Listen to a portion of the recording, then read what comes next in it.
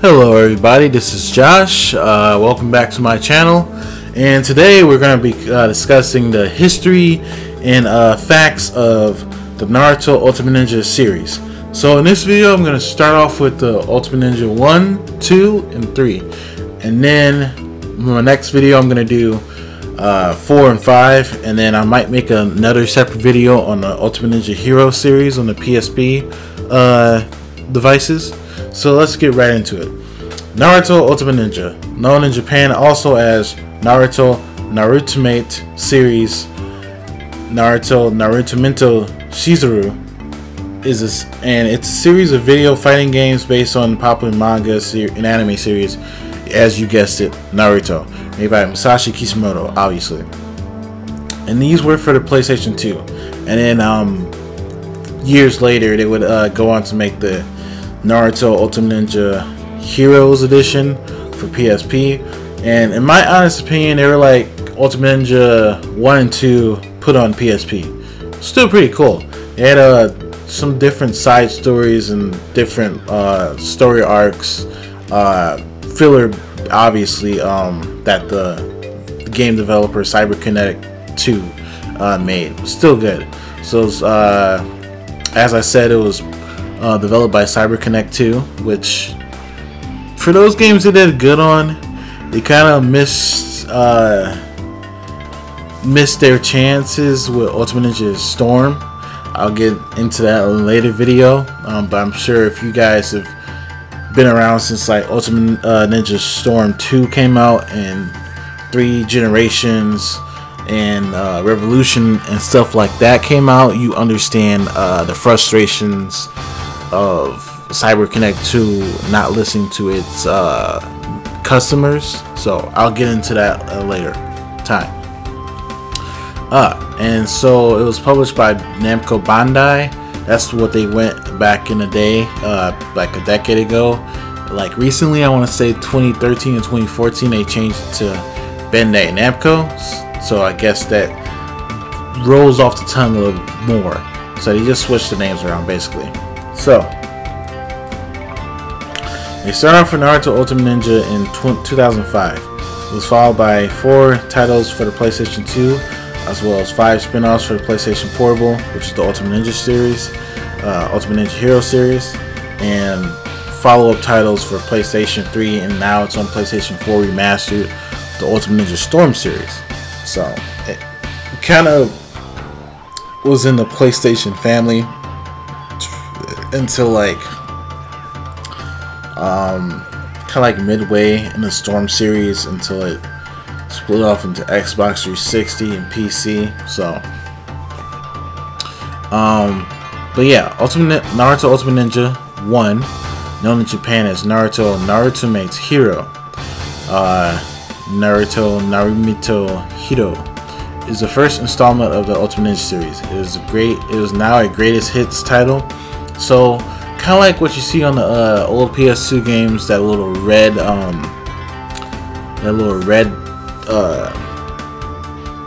tab on the top of the case, instead of being black, it'll be red and say greatest hits. So that was released in October 23rd, 2003 in Japan, and it wouldn't come to the USA until June 26th of 2006.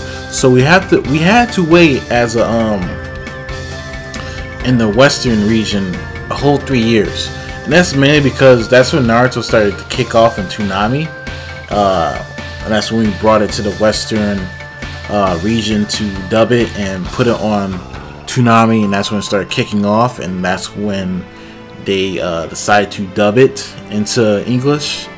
And then Europe got it June 23rd, 2006, and then Australia had to wait until November 2006, November 17th. So yeah, Japan got it early, mainly because that's where it originated from, and they've had Naruto since, I want to say, what, 2002. So it was fairly, they knew about it, but we didn't know about it until 3 years later, which is unfortunate. To be honest, I didn't own Ultimate Ninja, but I first got introduced to it like in 5th grade from a friend, and that was a pretty cool game. But let's get more into it. There are special techniques and jutsus that can be used. Some characters feature the ability to activate special mode by inflicting the special techniques, which enhances their status and gives them new abilities. So, such as Naruto. If you go into his ultimate, I think it's like the one where it flashes blue. I think that's his level 3 ultimate. He'll turn into the Nine-Tail, well, not turn into Nine-Tails, but he'll have the QB cloak on him, and after that cutscene, basically, he'll be in a Nine-Tail state mode when he flicks more damage, and that's same as vice versa as Curse Mark Sasuke. He'll do I think the Chidori, and then when he gets out of the cutscene of that ultimate, he'll be in his Curse Mark state, which enhances his damage and defensive capabilities.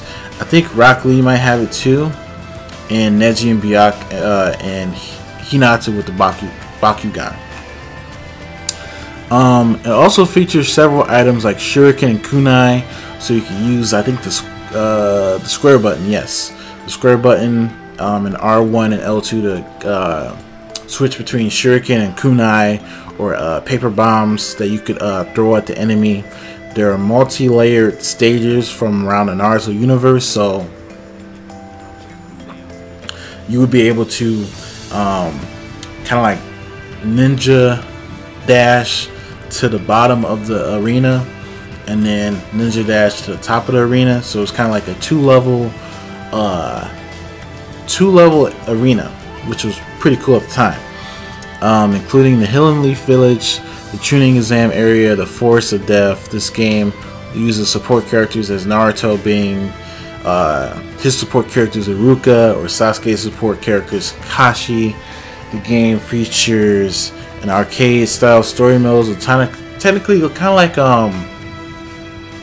I guess Street Fighter or Tekken's arcade mode. So in the video that you're watching right now, I'll show that to you post recording of some playthrough of Naruto and Sasuke's arcade mode in this game. And yeah, and then although the game loosely covers the events in the original manga from the introduction arc where you meet Naruto, Sasuke, and Sakura, and they do the bells test with Kakashi, up to the invasion of Konoha arc where Sasuke is about to fight Gaara, and that's when the game kind of stops, because that's all they've gotten into until the anime there. So that's where it kind of stops at. And the game has 12 stories that are meant to depict the events of different characters' perspective. As a result of them deviates from the original source. So such as Neji declared the winner in his fight against Naruto. Each story consists of about 6 battles divided by dialogues and a manga style display. One of the homages to the source material. So basically, you know, Naruto would, if you're playing Naruto's arcade mode, it will show him versing Neji and Sasuke, and he would end up winning the matches. But if you played Sasuke's version of the arcade mode, you would encounter the same kind of battle, but in Sasuke's arcade mode, Sasuke would win, and vice versa with Neji and Lee. In the original Japanese version of the game, so the one that came out in Japan in 2003, there was only 12 characters. However, Namco Bandai had added the ability to select both the Curse Mark Sasuke and the Nine-Tail Naruto as bonus characters in the North American and European versions. So basically what this means is back in 2003, when Japan got their first release of Naruto Ultimate Ninja, there are 12 characters. I think Kakashi, Naruto, Sakura, Lee, Neji, Hinata, Gaara, Orochimaru, Kabuto maybe, and I might be missing out somebody else, but pretty much that's it. And so with Naruto and Sasuke, they had, I think, ultimates that would lead into them getting Curse Mark and Nine Tails, and then you would inflict the damage. But I guess to even out, Namco Bandai took that that part of the game out of the US and European versions, and basically that awakening state that you got after you did that ultimate, they just made a whole 2 brand new characters, Naruto and Sasuke, and they would just have the Curse Mark and the Nine Tails chakra just at the beginning of the match. And the only thing they did to balance that out is that you could only have that, and you couldn't do like a ultimate jutsu with it. At least I don't think. If you can, you'll see my gameplay video of it, but don't quote me on that, but I think it didn't happen. So as these characters were already available in the Japanese versions, like I said before, then the original Japanese transformation would later serve as the ground up for the transformations in Naruto Ultimate Ninja 3. So these were kind of like just the base versions of the transformations from Naruto and Sasuke. Once we got into Ultimate Ninja 3, it picks up kind of like how, you know, Sasuke gets Curse Mark level 2 and Naruto gets the one-tailed cloak of the Nine Tails. So yeah, okay, so now that we're off with Ultimate Ninja 1, we're gonna dive right into Ultimate Ninja 2. So Naruto Ultimate Ninja 2, known in Japan as Naruto Hero 2, is the second installment of the fighting game series Naruto Ultimate Ninja. Like some other Naruto games in Japan, this was available in 2 characters. One featuring Naruto Uzumaki along with several different characters in the background, and then the other cover in Japan was Sasuke Uchiha with several other characters. So basically it was kind of like, because in this game it covered, I think, I want to say until like right when Naruto and Sasuke was about to fight on the rooftop. I don't think it covered that story, but it covered like right up until that. I think the last major story was like Tsunade and Jiraiya versus Orochimaru. But you can notice the shift and the kind of like rivalry of Naruto and Sasuke in this game. So as a kind of like as a market thing to do, they wanted to make a cover of Naruto and a whole bunch of characters, and then Sasuke with a whole bunch of characters on the covers. If I can find both of the covers in good quality, I'll put them up in the video right now. But basically just trying to show the contrast between the different characters and the characteristics that Naruto and Sasuke have and the similarities that they have and stuff.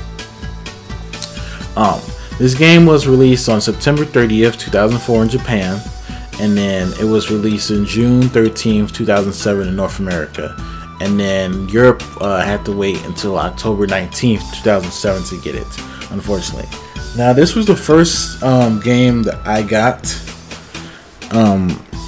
back when I was like in 5th grade, because at the time I just started playing the first Ultimate Ninja with my friend over at his house, and then, you know, I got word that Ultimate Ninja 2 is coming out soon, and I think it was for my birthday, so I had to wait like what, 3 months after its release, because my birthday's in September. But still, I mean, it was good. I have very good fond memories of this game. I played this game at least several times, and I love it. It's a really good game. If you still have a PS2, or you do an emulator on your computer, I would highly suggest you look up this game and how to download it and play it for yourself. It's really good. Now, Ultimate Ninja 2 features a similar gameplay experience to Ultimate Ninja, but it's just more detailed and more patched up, less rugged and more smooth than the first one, of course. So it features like basically the same gameplay elements in geography, and you get like a couple more different stages because the story progresses over time, and you get to go to different places. Obviously, it's still it kind of replaces the arcade style story mode with the original with an RPG kind of story mode that loosely covers the events up to around episode 96 in the anime, as well as the filler arc made up in the game involving a special seal by Orochimaru. So basically I was correct. So it kind of went up to after Jiraiya and Tsunade and Naruto fought Orochimaru and Kabuto, and then it kind of stopped off there. This is the last game to feature support characters until Ultimate Ninja 5, as they were excluded in Ultimate Ninja 3. This time the support characters are no longer fixed, and all the characters in the game have the ability to become support characters. So basically in Ultimate Ninja, depending on who you got, like Naruto had Haruka, Sasuke had Kakashi, you were stuck with that. But Ultimate Ninja 2, they kind of gave you more freedom. So if you had Naruto, you could make Sasuke your support. Or if you had Sasuke, you could make Kabuto your support. If you had Hinata, you can make Night Guy your support, or something like that. And then they, after this game, they kind of excluded the whole support character system. So Ultimate Ninja 3 and Ultimate Ninja 4 did not have supports that you could throw out and help you throughout the match. And there's a total of 32 characters featured in this game. So the first Ultimate Ninja had 12, and this has 32. So that's 20 more characters. So that's a big increase, and it's great. Now in the Japanese version, there was an extra character included by the name of Doto Kazahana. So if you remember the first Naruto pre-time skip movie, the Land of the Snow, where Princess, I forgot her name, but basically they were in the Land of the Snow, and Naruto versus this guy. I'll put like a little video clip of it where he does the Rasengan, but it was a movie character. It was only in the Japanese version because at the time that it released in Japan, they were releasing the Naruto the movie Ninja Clash of the Land of the Snow around that same time in 2004. So it was just a promotional standpoint to get more people to go watch the movie in theaters when it came out later that year. And then it also include 2 stages from the movie that were not included in the US and European version. All characters have the ability to activate special modes during battles, unlike the original game, which restricted the modes to several characters. You know, that kind of sucked. I wish that I could have, you know, played those 2, I guess, excluded stages, because it's only available in the Japanese version. And so what it's saying here is that basically everybody, once they did their ultimate, they were in their in an awakened state. So Lee had the 8 gates, Neji had the Byakugan, I'm pretty sure Guy had the 8 gates too, and stuff like that.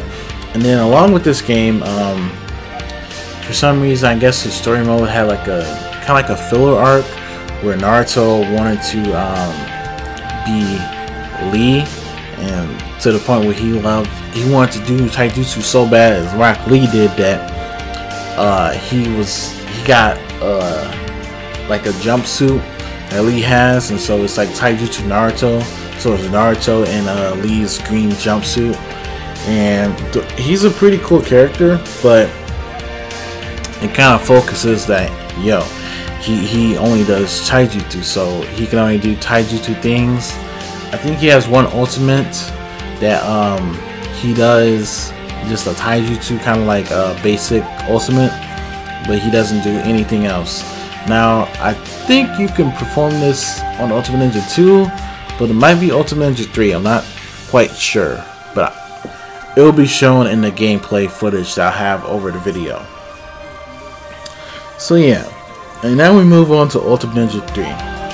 Ultimate Ninja 3 is known as in Japan as Naruto Hero 3. It is the third installment of the fighting game series Naruto Ultimate Ninja. The game was released in Japan on December 22nd, 2005. In North America, it was released in March 2008, the 25th of March.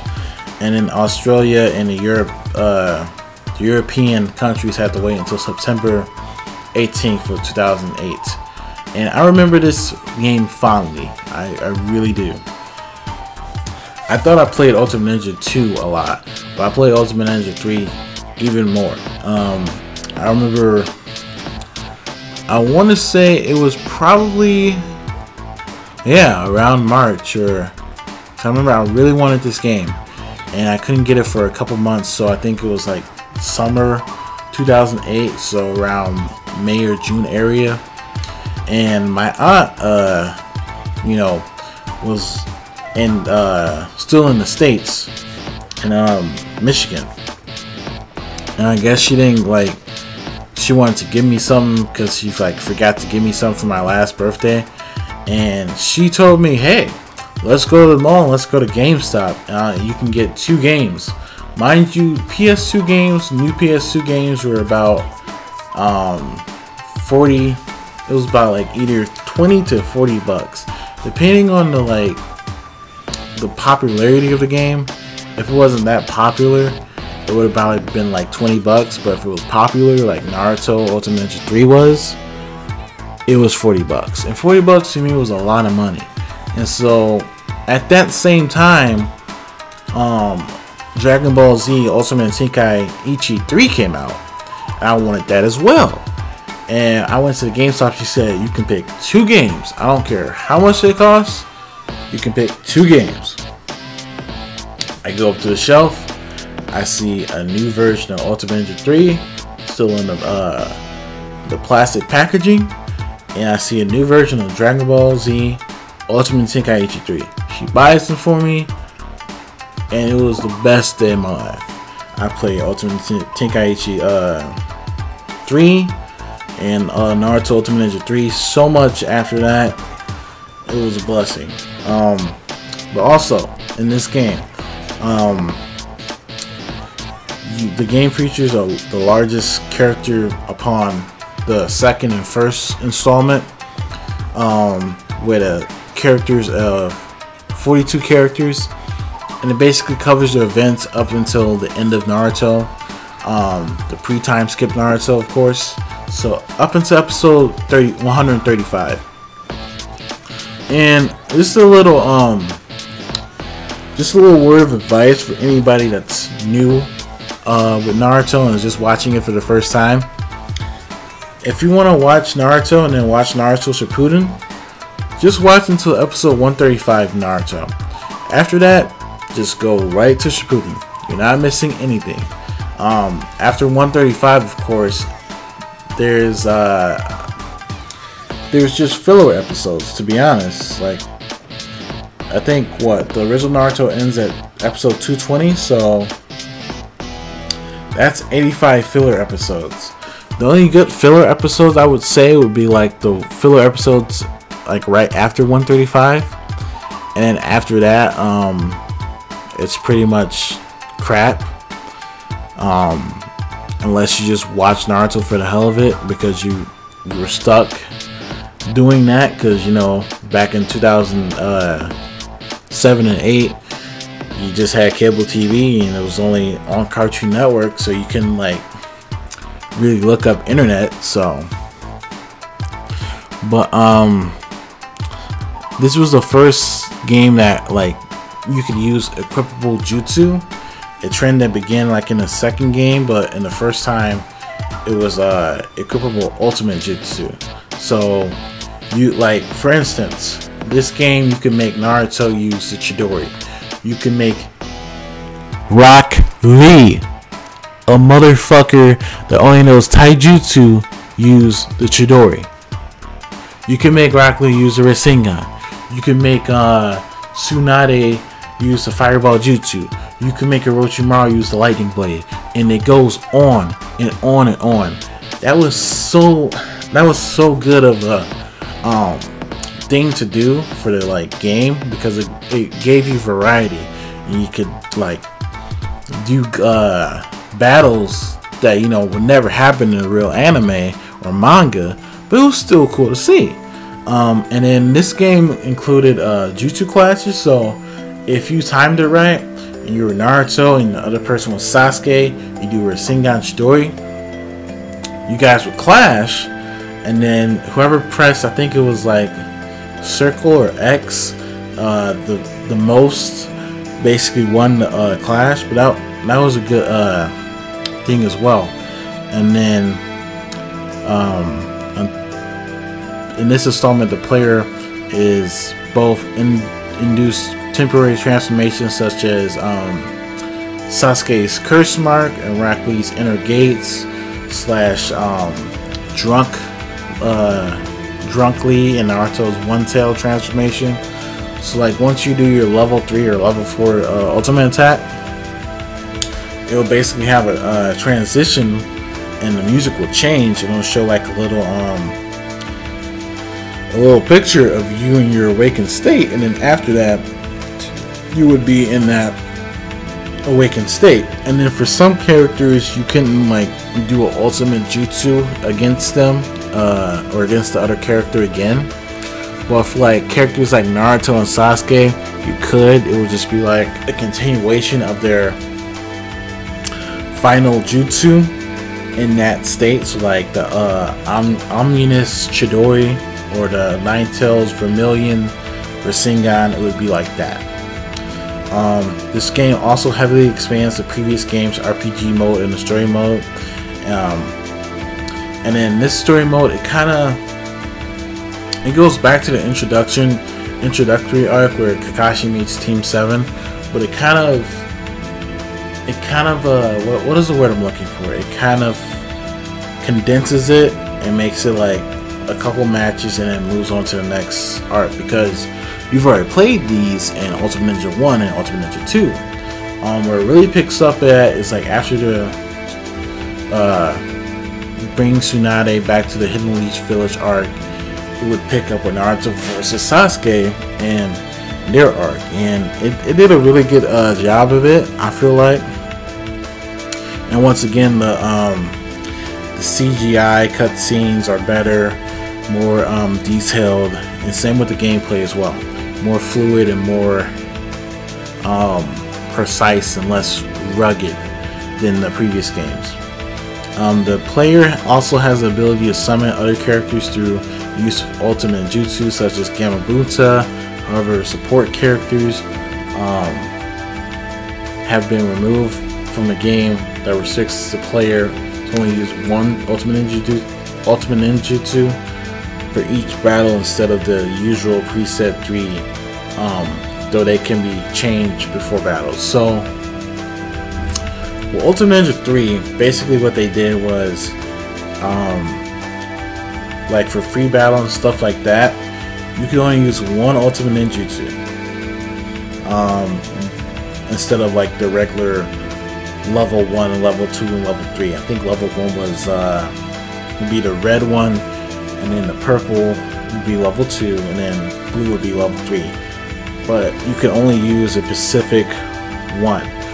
But to make it a little bit more, to make it better, they would allow you to pick which one you wanted to use more often in battle. You pick that one, so let's say you really like Naruto's Rasengan or Naruto's level 2 Rasengan. You would pick that one, and then you would do it whenever you wanted to do your ultimate ninjutsu. So when do the Shadow Clones, when do the Gamabunta one, and when do the level 1 Rasengan, and when do the Vermilion Rasengan. It would only do the level 2 Rasengan. The same goes for all the other characters.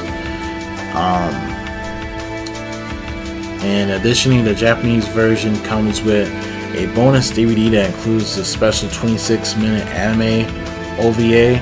So there is an OVA that kind of covers the filler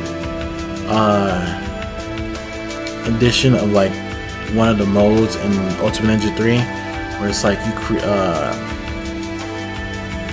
it's like this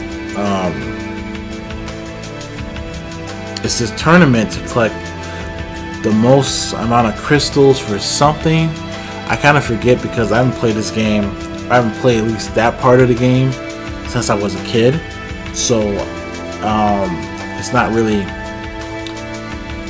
coming back to me. But it features many characters from the series such as Naruto, Sakura, Sasuke, Ino, Shikamaru, both living and both dead, making it a non-canon release as expected.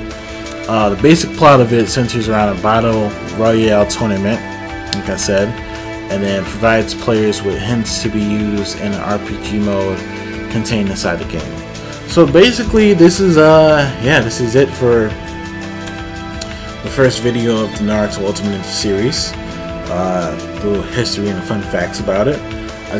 I really like this series when I was a kid, and I wanted to make a video, basically explaining it. So in case you you guys haven't played it before, go out and try to play it on go out to an old video game store, buy a PS2, buy Ultimate Ninja 1, 2, and 3 at that store online. I'm pretty sure it's fairly cheap online, or you can emulate it and waste no money at all. So the choice is yours.